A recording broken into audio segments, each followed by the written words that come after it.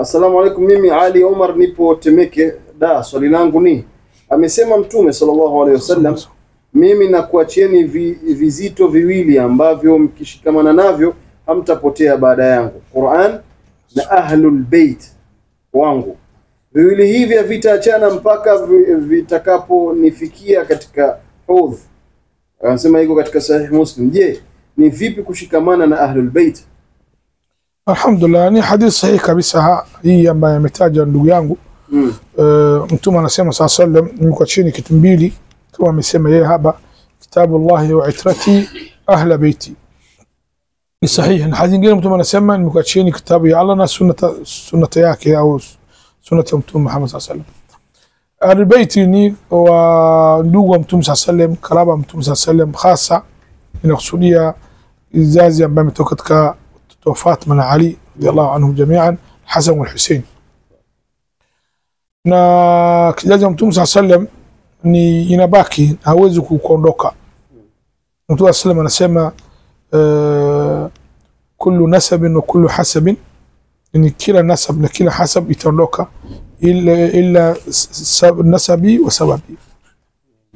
Nasabu yangu hawezi kupotea, itabaki kizazi cha Mtume sallallahu alayhi wasallam ya Ahlul Bait ila qiyam saa, wala hawezi kupotea. Lakini Mtume ametoa wasia hii, tumheshimu wao, tumheshima zao kizazi cha Mtume sallallahu alayhi wasallam, tumlinde heshima yao. Na ulama wengine nasema inakusudia Mtume sallallahu alayhi wasallam kama alim katika Ahlul Bait mujtahid, na alim mwingine Ahlul Bait sio Ahlul Bait mujtahid, mfanya ijtihad katika masala yuko wazi. Mtume anakusudia tanguliza hii ya Ahlul Bait madama masala hakuna nas, hakuna dalili wazi. Simela uzuri fala kama hii khitma, mtu alim kubwa kabisa ni alim kafiri dalta mujtahid, kasa mimi nakubali khitma inafika. Sasa wewe mtakiwa ufuate huyu madama masala na ushahidi, kumheshimu huyu kizazi ya Mtume sallallahu alayhi wasallam. Mwingine anasema hivi kama alikuwa Abu Jaafar as-Sadiq, Muhammad al-Baqir, Ali Zain al-Abidin, kizazi ya Mtume sallallahu alayhi wasallam ilikuwa ulama hao katika umma hii, wako ulama katika umma hii. Sasa nakusudia tumheshimu, tumfuate.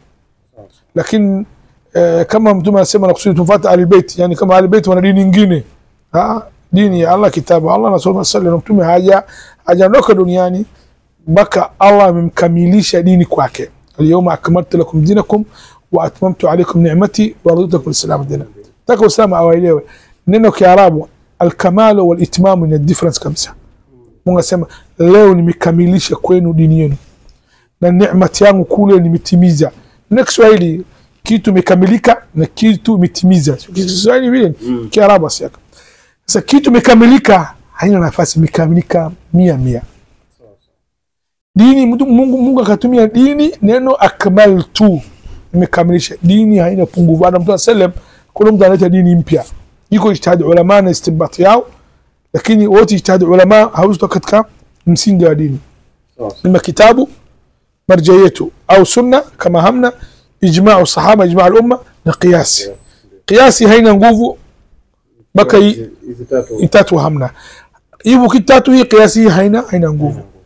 Sasa Ahlul Bait tumheshimu, akasema akmaltu, dini imekamilika na Allah amekamilisha, na akasema wa atmamtu alaykum ni'mati, na neema ya Allah sisi ya kwetu yote hajakamilika lakini umetimia.